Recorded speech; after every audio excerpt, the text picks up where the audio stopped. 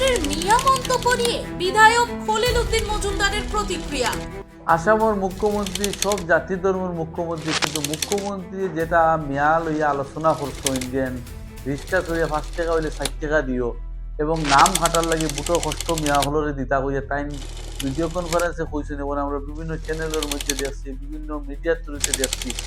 আমরা এটা দুঃখজনক ব্যবহার যে আসামের ভারতের বিভিন্ন জায়গায় যার আমরা সোশ্যাল মিডিয়াত পাইয়ার বিভিন্ন চ্যানেলের মধ্যে পাইয়ার যে মানুষের কথা হইল গিয়া যে আসামের মুখ্যমন্ত্রী তাই অত সম্মানী মানুষ, কিন্তু আজকে অত সম্মানী মানুষ ইয়ে তাই যে ভাষা করছেন মেয়া হইয়া, এটা কিন্তু অত্যন্ত দুঃখজনক ব্যাপার এবং ভারতবর্ষের প্রত্যেক জাতি ধর্ম এটা সমালোচনা করেন।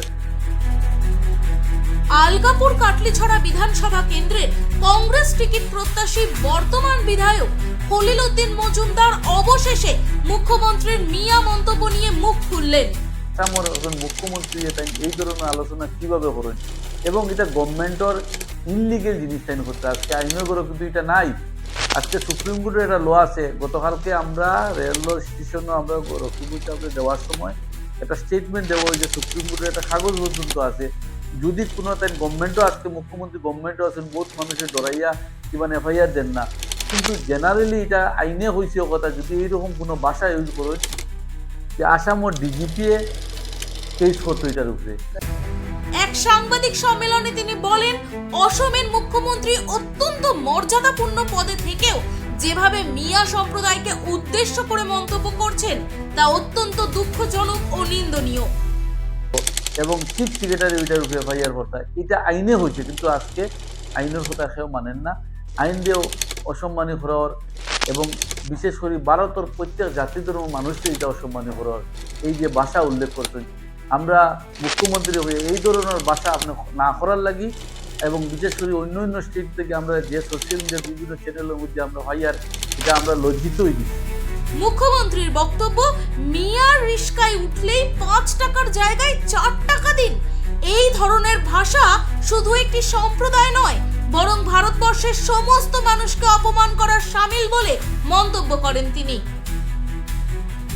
খলিল উদ্দিন মজুমদার স্পষ্টভাবে বলেন, একজন মুখ্যমন্ত্রীর কাছ থেকে এমন ভাষা কখনোই প্রত্যাশিত নয় এবং এই ধরনের মন্তব্য সমাজে বিভাজন সৃষ্টি করছে।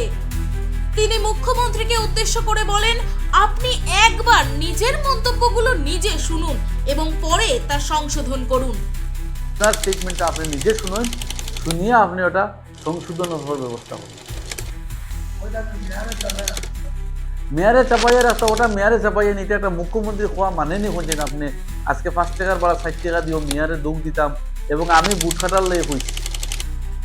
সাংবাদিকদের প্রশ্নের উত্তরে তিনি দাবি করেন, অসম প্রদেশ কংগ্রেস সভাপতি গৌরব গগৈর নেতৃত্বে রাজ্যের 6টি স্থানে যে বিশাল জনসভা অনুষ্ঠিত হয়েছে তা থেকেই পরিষ্কার যে 2026 সালের বিধানসভা নির্বাচনে কংগ্রেস সরকার গঠন করতে চলেছে।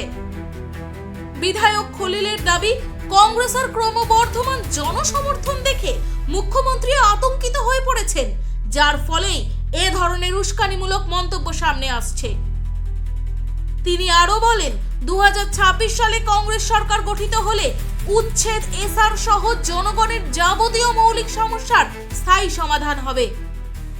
পরিস্থিতি খারাপ। গৌরব গগৈ এইরকম আসাম প্রত্যেক 6টা জুনে যে মিটিং করে হয়েছে সেই 6টা জুনের মিটিংয়ে একটা প্রমাণ হয়ে গেছে যে আগামী যেটা 26 যে 26ও কংগ্রেস সরকার আইব প্রত্যেক জাতি ধর্ম গৌরবের সমর্থন করেন।